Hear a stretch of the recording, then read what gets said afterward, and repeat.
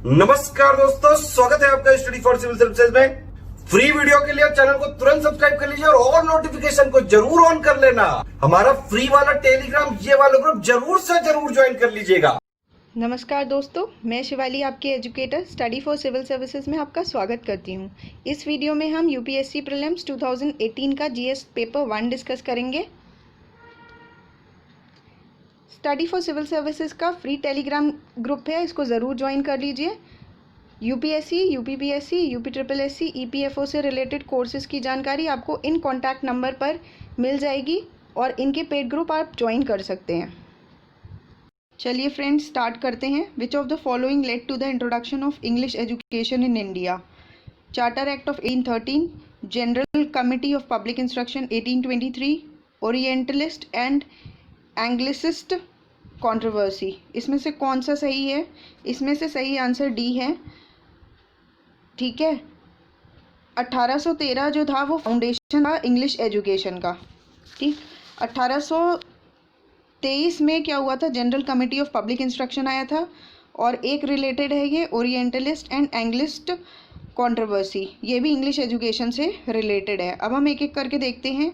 जो charter act है 1813 का, ठीक है, उसमें क्या हुआ था? जो क्रिश्चियन मिशनरीज थे उनको परमिशन दे दी गई थी कि आप इंग्लिश में अपनी टीचिंग्स को फैलाइए। ठीक है, तो यहाँ पे इंग्लिश एजुकेशन का रोल था। अगर हम general committee of public instruction की बात करें तो यहाँ पर भी ग्रांट दिया गया था इस कमेटी के द्वारा, जिससे कि इंग्लिश को स्प्रेड किया जा सके। और थर्ड पॉइंट की बात करें तो इन दोनों के बीच में कंट्रोवर्सी थी मीडियम ऑफ इंस्ट्रक्शन को लेके, कि मीडियम क्या रहेगा, हिंदी रहेगा या फिर वर्नाकुलर लैंग्वेज रहेगी या इंग्लिश मीडियम रहेगा। ठीक है, ये तो बात हो गई इस क्वेश्चन की। अब ये जो एक्ट है, चार्टर एक्ट ऑफ 1813, ये बहुत इंपॉर्टेंट एक्ट है। इसके बारे में थोड़ा सा हम डिस्कस कर लेते हैं। जब ये आया ही है तो इसके बारे में देखिए क्या है। जो चार्टर एक्ट ऑफ 1813 था, सबसे इम्पॉर्टेंट बात, और ये बहुत बार क्वेश्चन आ चुका है एग्जाम में, इसलिए इसको बहुत ध्यान से सुनिए। सबसे पहला पॉइंट क्या था कि इसने मोनोपोली को एंड कर दिया था। जो कंपनी की मोनोपोली थी उसको ख़त्म कर दिया था। केवल दो चीज़ों में अभी भी मोनोपोली बची थी, और वो क्या था? वो था टी में और जो ट्रेड हो रही थी चाइना के साथ, ये दोनों मोनोपोली थी, बाकी सब ख़त्म हो गई थी। दूसरा पॉइंट ये था कि जो एजुकेशन थी इसमें 1 लाख रुपए देने का प्रॉमिस किया था कि इसके तहत 1 लाख रुपए पर एनम दिया जाएगा। तीसरा पॉइंट जो हम बता चुके हैं, पहले डिस्कस कर चुके हैं, कि क्रिश्चियन मिशनरीज को अपॉर्चुनिटी दी गई थी कि वो अपनी टीचिंग्स को स्प्रेड करें। बाकी ये था कि जो कंपनी की डेट थी, जो फोर्थ पॉइंट है कि जो कंपनी की डेट थी वो गवर्नमेंट ऑफ इंडिया के द्वारा दी जाएगी। ठीक है, उस लाइबिलिटी को कौन बियर करेगा? गवर्नमेंट ऑफ इंडिया बियर करेगा।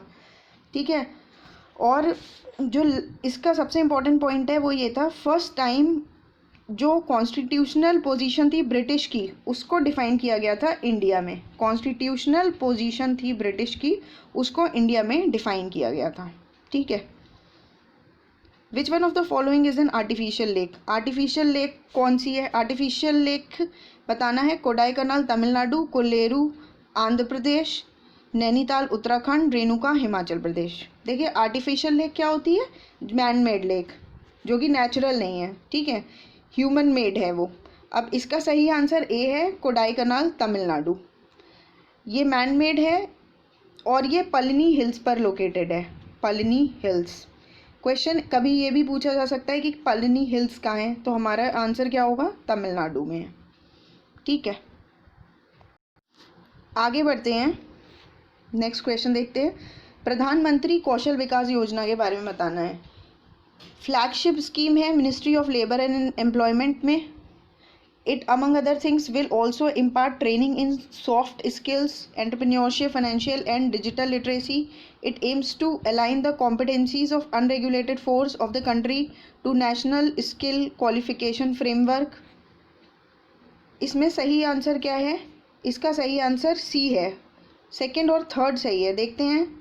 देखिए, जो पहला दे रखा है ना प्रधानमंत्री कौशल विकास योजना के बारे में, कि ये ministry of labour and employment के अंतर्गत आती है, तो नहीं, ये आती है, खुद बताइए आप, कौशल विकास, यानी स्किल की बात कर रहे हैं ना, तो ministry of skill and development में आएगी। ठीक है, दूसरा जो पॉइंट है कि ये क्या चाहती है कि ट्रेनिंग दी जाए सॉफ्ट स्किल्स में, एंटरप्रेन्योरशिप में, फाइनेंशियल एंड डिजिटल लिटरेसी, बिल्कुल सही है। इसका मेन उद्देश्य ही यही है कि वोकेशनल स्किल मिले लोगों को किताबी शिक्षा के अलावा और भी जो सॉफ्ट स्किल हैं वो सीखने को मिले। एंटरप्रेन्योरशिप, बिजनेस कैसे स्टार्ट करना है, इन सब चीज़ों से रिलेटेड उनको जानकारी मिले और इससे रिलेटेड शिक्षा मिले। और साथ ही साथ फाइनेंशियल और डिजिटल लिटरेसी, यानी उन्हें पता होना चाहिए कि बैंक अकाउंट अगर हम खोल रहे हैं तो क्या फॉर्मेलिटीज़ हैं, उससे हमें क्या क्या फ़ायदे हैं, क्या बेनिफिट्स हमें मिलते हैं अगर हमारा बैंक अकाउंट है। और डिजिटल लिटरेसी यानी डिजिटली भी उनको काफ़ी एजुकेटेड होना चाहिए, क्योंकि डिजिटल इंडिया हमारे इंडिया का एक बहुत बड़ा मिशन है। ठीक है।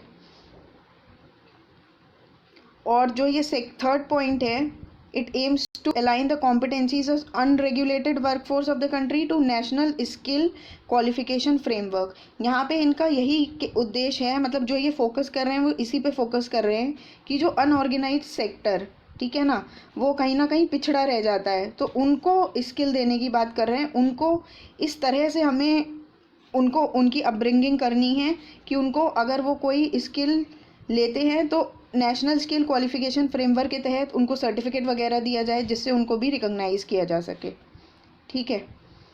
अब देखते हैं दूसरा question. In 1920 which of the following change its name to Swarajya Sabha. किसने अपना नाम जो है स्वराज सभा किया? All India Home Rule League, Hindu Mahasabha, South Indian Liberal Federation, Servants of India Society. देखिए इसका आंसर ए है, All India Home Rule League. ठीक है। Home Rule League change its name to Swarajya Sabha, उसका नाम क्या पड़ गया? स्वराज्य सभा। अब होम रूल लीग किसके द्वारा इस्टेब्लिश की जाएगी? हमें सबको पता है दो होम रूल लीग थी, एक तो तिलक की थी और एक एनी बिसेंट की थी।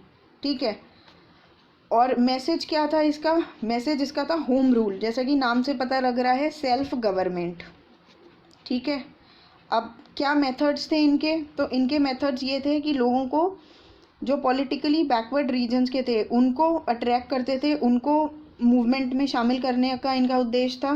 पॉलिटिकल एजुकेशन ज़्यादा से ज़्यादा प्रमोट करना, लोगों को पॉलिटिक्स से रूबरू कराना। उसके बाद जो भी पब्लिक मीटिंग्स हैं उसमें डिस्कशन करना, लाइब्रेरीज़ को ऑर्गेनाइज़ करना जिससे लोग वहाँ आएँ जाने सब चीज़ों के बारे में, और रीडिंग रूम्स दिए गए थे। इसी तरह से जो था होम रूल मूवमेंट जो था उसको फैलाया गया था। Which among the following event happened earliest, इसमें से कौन सा पहले हुआ था? स्वामी दयानंद इस्टेब्लिश्ड आर्य समाज, फिर दीनबंधु मित्र wrote Nil Darpan, Bankim Chandra Chattopadhyay wrote Anand Math, Satyanath Indian civil service examination में पहले बने थे सक्सीड करने वाले, मतलब इन्होंने सबसे पहले पास किया था। देखिए एक एक करके देख लेते हैं सारे ईयर्स। अब देखिए इसमें इंपॉर्टेंट ये भी है, क्वेश्चन तो ये भी बन सकता है ना, आर्य समाज किसने इस्टेब्लिश किया था? नील दर्पण मैच द फॉलोइंग में भी आ सकते हैं। तो ये क्वेश्चन खुद में ही काफ़ी इंपॉर्टेंट है, इसको एज इट इज़ याद कर लीजिए, किसका काम क्या है, किसने कौन सी बुक लिखी है, किसने कौन सी समाज इस्टेब्लिश किया, ये सारी चीज़ें। बाकी बताते हैं कि इसमें ईयर कौन कौन से दें। तो देखिए स्वामी दयानंद इस्टेब्लिश्ड आर्य समाज, ये इन्होंने किया 1875 में। ठीक है। दीनबंधु मित्र रोड नील दर्पण, देखिए ये तो 1875 हो गया था। नेक्स्ट देखते हैं इनका है 1858 से और 59 तक। ठीक है। फिर है बंकिम चंद्र चट्टोपाध्याय आनंद मठ, इन्होंने लिखा था, ये लिखा 1882 में। और सत्यनाथ की जो है इंडियन सिविल सर्विस एग्जामिनेशन इन्होंने क्वालिफाई किया 1863 में। ठीक है। तो ये ईयर्स आप याद कर लीजिए। और वैसे जो इसका आंसर है वो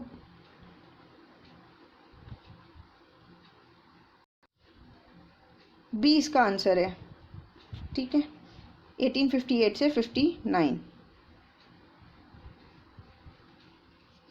Which of the following are possible consequences of heavy sand mining in river beds? Which of the following are possible consequences of heavy sand mining in river beds? कौन सा है इसका consequence? Decrease salinity in the river, pollution of ground water, lowering of water table। इसमें से सही बताना है हमें, तो सही आंसर इसका बी है, 2 और 3 ठीक है। ठीक है। आ जाइए अब इधर 2 और 3 ठीक है। यानी अगर हैवी सैंड माइनिंग होगी तब क्या होगा, ग्राउंड वाटर पॉल्यूट होगा, बिल्कुल होगा, और जो वाटर टेबल है वो भी कम हो जाएगी। लेकिन क्या डिक्रीज सैलिनिटी इन रिवर होगी, सैलिनिटी तो बढ़ जाएगी ना। जब सैंड माइनिंग होगी तो सारी सैंड पानी में भी जाएगी, तो रिवर में भी जाएगी, नदी में भी जाएगी, तो इसकी सैलिनिटी तो बढ़ जाएगी। तो ये तो वैसे ही गलत हो जाएगा, 20 का आंसर हो जाएगा। अगर हम एग्रीकल्चरल सॉइल्स की बात करें तो देखते हैं कौन सा स्टेटमेंट सही है। A high content of organic matter in soil drastically reduces its water holding capacity. Soil does not play any role in the sulfur cycle. Irrigation over a period of time can contribute to salinization of some agriculture. सही answer B है, third सही है, बाकी दोनों गलत हैं। देखते हैं कैसे। अगर इरिगेशन हम काफ़ी समय तक करते हैं तो सैलिनाइजेशन हो जाता है, ये बिल्कुल सही बात है, ठीक है। लेकिन क्या ये बात सही है कि अगर हाई कंटेंट ऑर्गेनिक मटेरियल का यूज़ होगा तो वो वाटर होल्डिंग कैपेसिटी को कम कर देगी? नहीं, वाटर कैपेसिटी को तो बढ़ा देगी। जब ऑर्गेनिक मैटर आप ज़्यादा से ज़्यादा यूज़ करोगे तो होल्डिंग कैपेसिटी तो पानी की बढ़ जाएगी ना, तो ये गलत है आंसर। और soil does not play any role in the sulphur cycle, ये भी बिल्कुल गलत है। सल्फर साइकिल का बहुत इंपॉर्टेंट रोल होता है। सल्फर जो होता है उसको साइकिल किया जाता है सॉइल, प्लांट मैटर और एटमॉस्फेयर के बीच में, तो इसका तो रोल होता है, ठीक है। आगे बढ़ते हैं।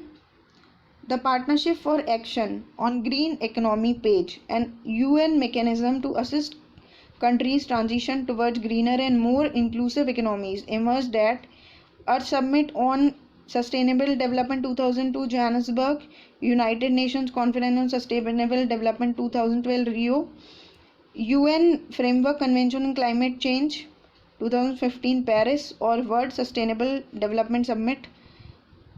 इसका सही आंसर भी है कि ये जो पेज था, मतलब partnership for action on green and economy, ये आया था United nation emergence on sustainable development 2012 रियो में, ठीक है। तो इसका सही आंसर बी है।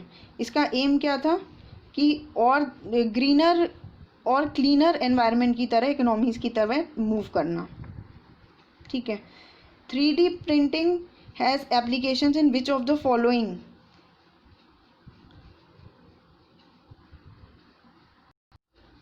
3D प्रिंटिंग की एप्लीकेशन देखनी है हमें। Preparation of confectionery items, manufacture of bionic years, automotive industry, reconstructive surgeries, data processing technologies.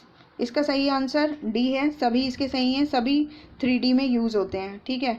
3D printing app का एप्लीकेशन क्या है? कंस्ट्रक्शन में भी यूज़ हो रहा है, मेडिसिन में भी यूज़ हो रहा है, मेडिकल टेक्नोलॉजी में यूज़ हो रहा है, फूड में यूज़ हो रहा है, ठीक है, कन्फेक्शनरी आइटम्स में। उसके बाद डेटा प्रोसेसिंग में भी हम बहुत यूज़ कर रहे हैं इसका, तो डी इसका सही आंसर हो गया। Consider the following statements. Barren Island volcano is an active volcano located in the Indian territory. Barren Island lies about 140 km east of Great Nicobar. Last time Barren Island volcano erupted was in 91 and it has remained inactive since then. इसका सही answer बताइए क्या होगा? इसका सही answer A है, ठीक है। ये एक एक्टिव वॉल्केनो है जो कि इंडियन टेरिटरी में है, ठीक है।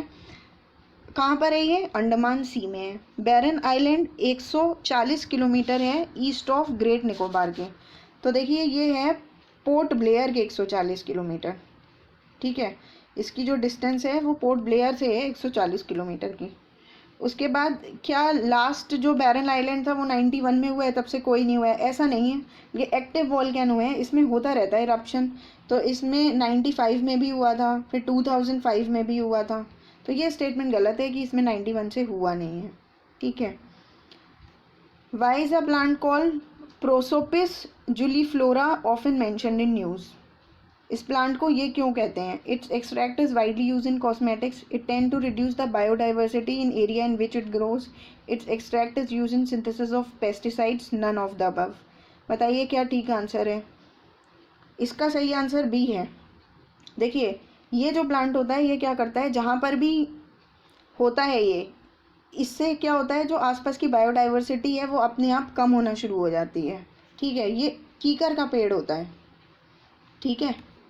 तो इसका सही आंसर बी हो गया। It tends to reduce the biodiversity in the area in which it grows. जहाँ पे ये उगता है वहाँ की जो आसपास की बायोडाइवर्सिटी होती है उसको ये कम करता रहता है।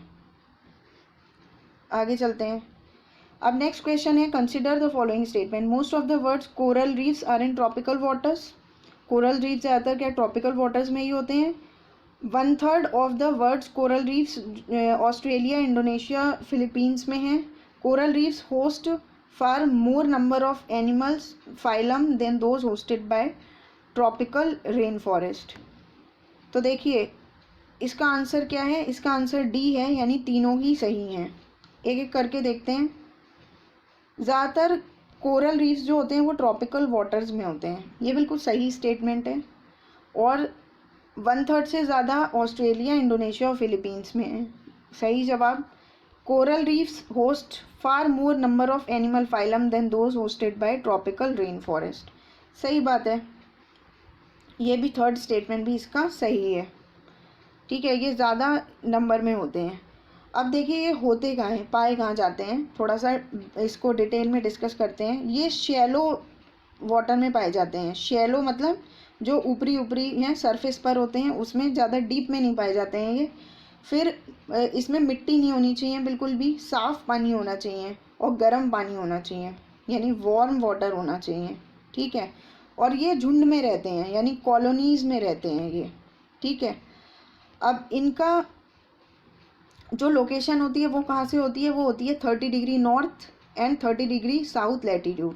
मतलब 30 डिग्री नॉर्थ से 30 डिग्री नॉर्थ से 30 डिग्री साउथ लैटीट्यूड में इनकी ये पाए जाते हैं। टेम्परेचर क्या है, 22 से 29 डिग्री सेंटीग्रेड। अगर हम इसके इम्पॉर्टेंट रीफ की बात करें तो आप सबको पता होगा कि ऑस्ट्रेलिया में है हमारी ग्रेट बैरियर रीफ। ठीक है, ये बहुत फेमस है कोरल रीफ्स के लिए, और इसको हम tropical rain forest of the sea भी कहते हैं। क्यों? क्योंकि ये बहुत ज़्यादा रिच होती है अपनी डाइवर्सिटी में, मतलब बहुत काफ़ी रिच है ये, इसलिए रिचनेस की वजह से इसको हम tropical rain forest of the sea भी कहते हैं। तो इस तीनों ही इसके सही आंसर हो जाते हैं। अब हम चलते हैं अगले क्वेश्चन पर। Momentum for change climate neutral now is an initiative launched by. किसने लॉन्च किया है ये? क्या momentum for change climate neutral now, ये लॉन्च किया गया है UNFCCC सेक्रेटेरिएट ने। ठीक है, इससे कंफ्यूज मत होइए, UNEP सेक्रेटेरिएट। इसका सही आंसर UNFCCC सेक्रेटेरिएट है। इसमें क्या होता है कि कई सारे इन्वॉल्व, मतलब एक प्लेटफॉर्म है, एक इनिशिएटिव है जहाँ पे कंपनीज, गवर्नमेंट, ऑर्गेनाइजेशन, सिटीजन्स, ये सब इन्वॉल्व होते हैं क्लाइमेट न्यूट्रलिटी के लिए। ठीक है, इससे जिससे कि क्लाइमेट और ज़्यादा बेहतर से बेहतर बने। 3 स्टेप्स क्या करते हैं ये पहले देखते हैं कि ग्रीन हाउस गैसेस कितनी है, नंबर 1। फिर उनको रिड्यूस करने की कोशिश की जाती है, और अगर कहीं पर वो रिड्यूस नहीं हो पाते हैं तो उनको कंपनसेट किया जाता है। कैसे? UN सर्टिफिकेट एमिशंस होते हैं, हम पढ़ते हैं UNCERs, है ना, United nation certified emission reductions, तो उससे कंपनसेट किया जाता है इनको। जैसे हमने कई बार सुना है कि क्या होता है, जो डेवलप कंट्रीज़ होती हैं वो तो बहुत एमिशन करती हैं, लेकिन कुछ ऐसी कंट्रीज़ हैं, छोटी छोटी कंट्रीज़ हैं, जो बिल्कुल, मतलब जो इनकी लिमिट होती है कि आप इतना एमिट कर सकते हैं, वो उतना भी एमिट नहीं कर पाती हैं। तो क्या होता है, जो डेवलप कंट्रीज़ होती हैं वो बहुत ज़्यादा एमिट कर रही हैं, वो इन लोगों से सर्टिफिकेट ले लेती हैं इस चीज़ का, किसी भी तरह से उनको कंपनसेट करती हैं, चाहे फंड्स दे दें उनको, ठीक है, या फिर जो है वहाँ पे ग्रीनरी, मतलब कोई वो फॉरेस्ट लगवा दें, इस तरह से प्लांट्स लगवा दें, इस तरह से जो है कंपनसेट करते हैं वो। आगे बढ़ते हैं। With reference to educational institutions during colonial rule in India, हमें बताना है इसमें से कौन सा ठीक है। ये इंस्टीट्यूशन दे रखे हैं, ये फाउंडर दे रखे हैं। अब देखिए, संस्कृत कॉलेज बनारस में विलियम जोन्स के द्वारा लिख रखा है, कैलकाटा मदरसा वॉरेन हेस्टिंग्स और फोर्ट विलियम कॉलेज अर्थर वेलेस्ली। बताइए इसमें कौन सा सही आंसर है? इसका आंसर बी है, सेकेंड ठीक है, मतलब कैलकाटा मदरसा वॉरेन हेस्टिंग्स ठीक है। ठीक है, लेकिन जो ये संस्कृत कॉलेज एट बनारस है, ये है डंकन है बनारस के, उनके द्वारा इस्टेब्लिश हुआ है, ये उन्होंने फाउंड किया है। और ये जो फोर्ट विलियम कॉलेज है, ये किया है रिचर्ड कोले वेलेस्ली ने। अर्थर वेलेस्ली नहीं है। कितना कंफ्यूजिंग है, देखिए अर्थर, अगर किसी ने खाली वेलेस्ली पढ़ रखा है तो वो गलत कर सकता है। अर्थर वेलेस्ली अलग थे और रिचर्ड कोली वेलेस्ली अलग थे। ये बनाया किस लिए गया था? फोर्ट विलियम कॉलेज, ये काफ़ी फेमस था, सिविल सर्वेंट्स के लिए ट्रेनिंग के लिए था ये, कि उनको साइंस में ट्रेनिंग दी जाए, लैंग्वेज में, लिटरेचर में, इन सब के लिए था, ठीक है। और कैलकटा मदरसा, मदरसा में क्या, इसमें पढ़ाया जाता था पर्शियन और अरेबिक, ठीक है। तो इसका सही आंसर बी हो गया। अब आगे चलते हैं। अब दे रखे हैं रीजन्स हैं न्यूज़ में और उसकी country, Catalonia Spain, Crimea Hungary, Mindanao Philippines और ओरोमिया नाइजीरिया। अब इसका सही आंसर क्या है? इसका सही आंसर सी है। सी में कौन है? 1 और 3 ठीक है, 1 ठीक है और 3 ठीक है। कैटेलोनिया स्पेन सही आंसर है। आपको पता होगा इसके पीछे काफ़ी मूवमेंट चली गई थी, कैटोलेनिया चाह रही थी जो स्पेन का पार्ट है कि इससे अलग हो जाए, तो इसके रिस्पेक्ट में इससे रिलेटेड है। मिंडानाओ भी ठीक है, फिलीपीन से रिलेटेड है। क्रीमिया हंगेरी से ना होके यूक्रेन से रिलेटेड है, ठीक है, जो रशिया ने कैप्चर कर लिया था पार्ट, तो ये क्रीमिया यूक्रेन का पार्ट है, ये भी काफ़ी न्यूज़ में था। और ओरोमिया जो है वो इथोपिया से रिलेटेड है, ठीक है। ओरोमिया कहाँ से है? इथोपिया से रिलेटेड है, तो सी इसका ठीक आंसर हो जाएगा। आगे बढ़ते हैं। इवेंट्स बता रखे हैं। फर्स्ट डेमोक्रेटिकली इलेक्टेड कम्युनिस्ट, पहले ये देख लेते हैं कि पूछा गया है इसमें क्रोनोलॉजी पूछी है, ठीक है, क्रोनोलॉजी पूछी है। अब first democratically elected communist party government formed in a state in India then largest bank Imperial Bank of India was renamed State Bank of India. Air India was nationalized and became national carrier. Goa became a part of independent India. अब हमें बताना है कौन कब हुआ था, सबसे पहले कौन हुआ था, ये सब बताना है। तो देखिए एक एक करके देखते हैं। एयर इंडिया जो थी ये नेशनलाइज हुई है 1953 में, ठीक है। फिर SBI का नाम, इंपीरियल बैंक का जो नाम था वो SBI रखा गया, ये 1955 में। CPI यह है 1957 में और गोवा 1961 में। अब देखिए हो सकता है आपको ये ना पता हो कि एयर इंडिया कब नेशनलाइज हुई, लेकिन ये तो बहुत कॉमन सा क्वेश्चन है ना कि imperial bank state Bank of India कब बना, ये तो हमने इकोनॉमिक्स में पढ़ा होगा, ठीक है। ये भी हमने पढ़ा होगा कि गोवा इंडिपेंडेंट बाद में बनी हुई थी, 1947 के बाद में गोवा इंडिपेंडेंट हुई थी, तो ये भी बता सकते हैं। तो अगर सारे ऑप्शंस नहीं भी आते हैं, बट अगर 2-3 ऑप्शंस भी आते हैं तो क्वेश्चन सॉल्व किया जा सकता है। तो इसका सही आंसर बी हो जाएगा,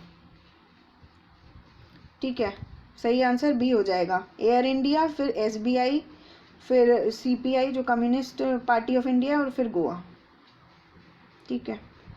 अब देखते हैं। Right to privacy is protected as an intrinsic part of right to life and personal liberty. Which of the following in the constitution of India correctly and appropriately imply the above statement। देखते हैं। Article 14 and provisions under 42nd amendment, article 17 DPSP in part 4, article 21 part 3 और article 24 44th amendment। तो देखिए सही answer इसका सी है। ये बहुत न्यूज़ में था, पता ही होगा कि सुप्रीम कोर्ट ने एक जजमेंट दिया था विद रेस्पेक्ट टू कि जो राइट टू प्राइवेसी है वो right to life and personal liberty का पार्ट है। तो इसका सही आंसर सी है, ठीक है। Consider the following. अब देखते हैं। Areca nut, barley, coffee, finger, millet, groundnut, sesame, turmeric. The cabinet committee on economic affairs has announce the minimum support price for which of the above. इसमें से किसके लिए मिनिमम सपोर्ट प्राइस अनाउंस किया है, यानी कि MSP किसके लिए किया है? तो इसका सही आंसर बी है, बार्ले, फिंगर मिलेट, ग्राउंडनट और सीसम। देख लेते हैं। बार्ले, फिंगर मिलेट, ग्राउंडनट और सीसम। अब देखिए cabinet committee on economic affairs, जैसा कि नाम से ही पता लग रहा है कि ये इकोनॉमिक से रिलेटेड अफेयर्स को देखेगी। कंट्री में क्या इकोनॉमिक ट्रेंड्स चल रहे हैं उनको देखेगी, क्या परेशानियां चल रही हैं इन टर्म्स ऑफ इकोनॉमिक्स वो देखेगी, इकोनॉमी में क्या प्रॉस्पेक्ट्स हैं, क्या अपॉर्चुनिटीज़ हैं वो देखेगी, और उसको कैप्चर करने की कोशिश करेगी, ठीक है। और जो भी इकोनॉमिक पॉलिसी से रिलेटेड फ्रेमवर्क है उसको तैयार करने का काम इसका है, वो ये करेगी। तो ये तो हमारा हो गया cabinet committee on economic affairs. अब बताइए एमएसपी में क्या होता है। देखिए एमएसपी में एक्चुअली में 22 क्रॉप्स कवर होती हैं, ठीक है। इसमें क्या होता है, 14 खरीफ होती हैं, 6 रबी होती हैं, 2 कॉमर्शियल क्रॉप्स होती हैं, जिसपे कि सरकार प्राइस डिक्लेयर करती है। अब एमएसपी क्या होती है, एमएसपी होती है जो कि सरकार अनाउंस करती है जब सोइंग सीज़न जब बुआई हो रही होती है उस समय उसके शुरुआत में गवर्नमेंट एक प्राइस डिसाइड कर देती है फार्मर्स के लिए। ये होता है फार्मर्स की प्रोटेक्शन के लिए कि अगर फार्मर्स की क्रॉप इस पर्टिकुलर रेट पे नहीं बिकती है तो हम उससे ख़रीद लेंगे, ठीक है। मतलब अगर मार्केट प्राइस कम हो गई किसी वजह से तो गवर्नमेंट फार्मर से ख़रीद लेगी, यानी कि फार्मर्स जो हैं गवर्नमेंट को बेच दें वो अपनी क्रॉप। उससे क्या होगा, फार्मर्स को नुकसान नहीं होगा, उनको कम दाम पे नहीं बेचना पड़ेगा। जैसे अगर मान लीजिए मार्केट में कोई चीज़ 100 रुपये की है लेकिन अभी वो 90 की है, लेकिन सरकार 100 पे लेने को तैयार है, तो उनको 10 रुपये का घाटा नहीं होगा। इट्स जस्ट एन एग्जाम्पल, बता दिया कि एमएसपी क्या होती है, ठीक है। आगे बढ़ते हैं। इन which of the following states is Pakhui wild life sanctuary located. ये पखुई वाइल्ड लाइफ सेंचुरी कहाँ पर है, बताइए कहाँ पर है ये। अरुणाचल प्रदेश इसका सही आंसर है। पखुई वाइल्ड लाइफ सेंचुरी का एक दूसरा नाम है पक्के, पाक्के जिसको बोलते हैं, प्रोनाउंसिएशन देख लीजिए आप, ठीक है। पाक्के वाइल्ड लाइफ सेंचुरी और पाक्के टाइगर रिजर्व भी है, तो अरुणाचल प्रदेश इसकी लोकेशन है। With reference to India satellite launch vehicle, कौन सा स्टेटमेंट सही है।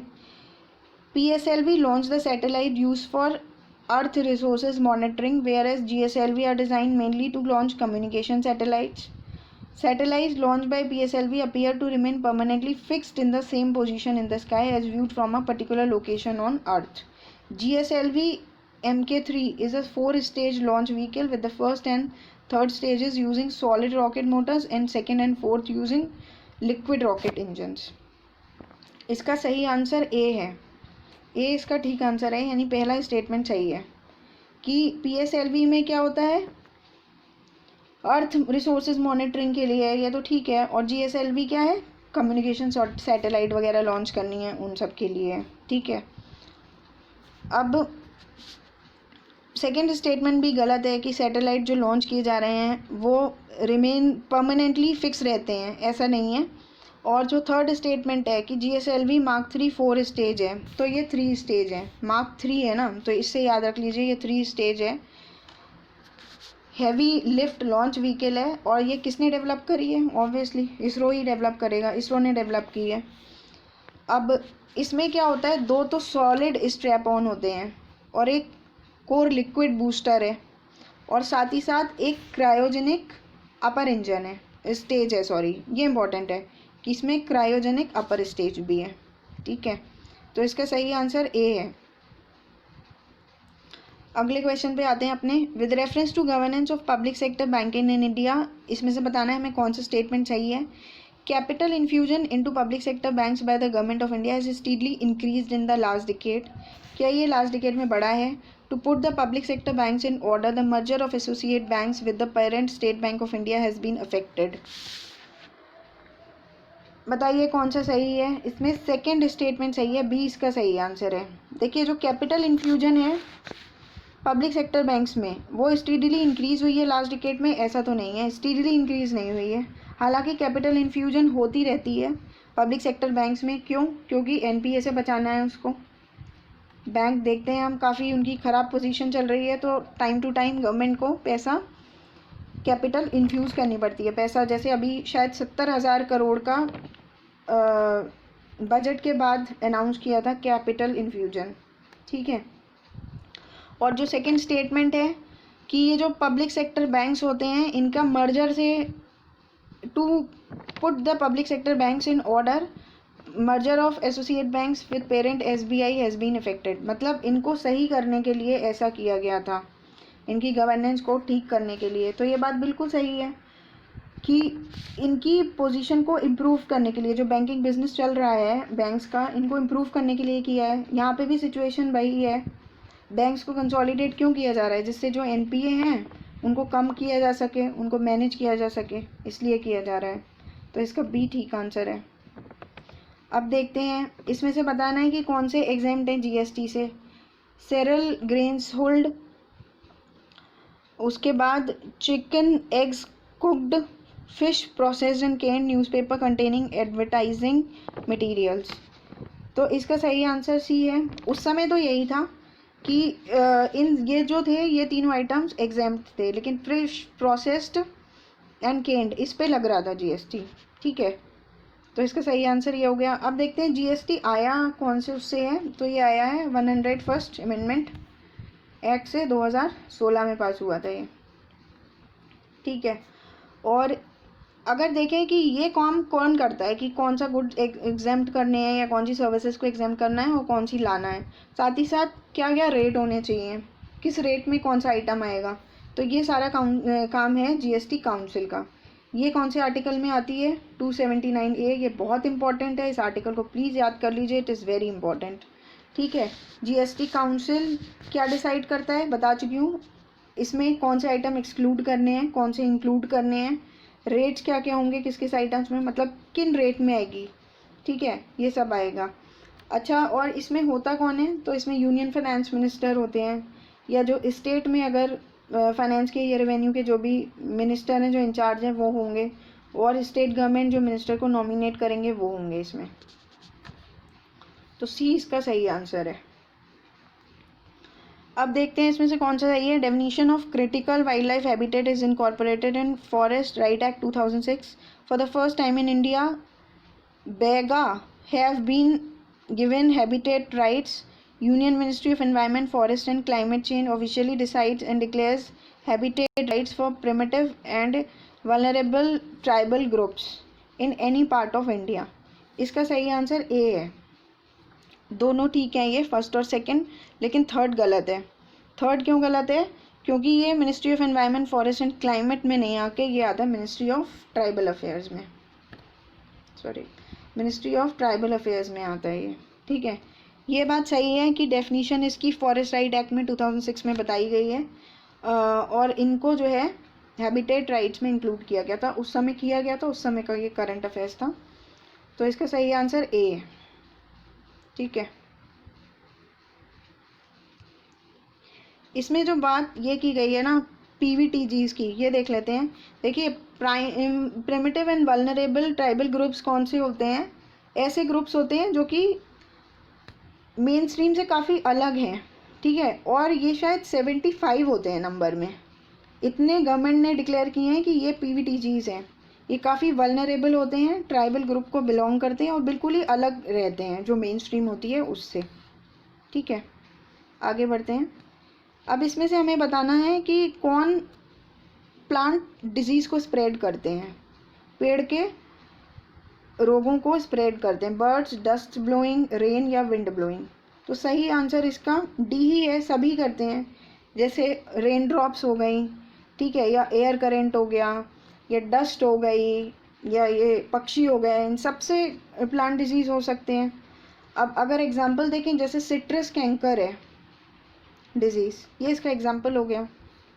ठीक है, अब आ जाते हैं ऑर्गेनिक फार्मिंग जो हो रही है इंडिया में, उससे रिलेटेड एक क्वेश्चन ये है। National programme for organic production NPOP operated under the guidelines and directions of union ministry of rural development, agriculture and processed food products export development authority, जिसको हम शॉर्ट में अपीडा बोलते हैं, functions as a secretariat for the implementation of NPOP। Sikkim has become India's first fully organic state. इसका सही answer B है 2 और 3, यानी सिक्किम जो है वो पहली ऑर्गेनिक स्टेट है, ये तो हमें पता है, काफ़ी न्यूज़ में था ये भी। और अपीडा जो है वो सेक्रेटेरिएट की तरह काम करता है NPOP के इम्प्लीमेंटेशन की तरह के लिए, ये भी बिल्कुल सही है। लेकिन ये जो है NPOP national programme for organic production, ये मिनिस्ट्री ऑफ कॉमर्स के अंतर्गत आता है, 2001 में आया था, और ऑर्गेनिक फार्मिंग और प्रोसेसिंग के लिए ही आया था। क्योंकि ऑर्गेनिक फार्मिंग में क्या होता है, जो भी हार्मफुल पेस्टिसाइड्स हैं, केमिकल्स हैं, वो यूज़ नहीं होते हैं, जिससे जो प्रोडक्शन होता है उससे ना तो वो एनवायरमेंटली हार्मफुल होते हैं और ना ही वो ह्यूमन को किसी भी या एनिमल को किसी भी तरीके का नुकसान पहुंचाते हैं उनके कंजम्पशन पर। तो इसका सही आंसर बी हो गया। ठीक है, इसी के साथ ये वीडियो कंप्लीट होता है। Thank you.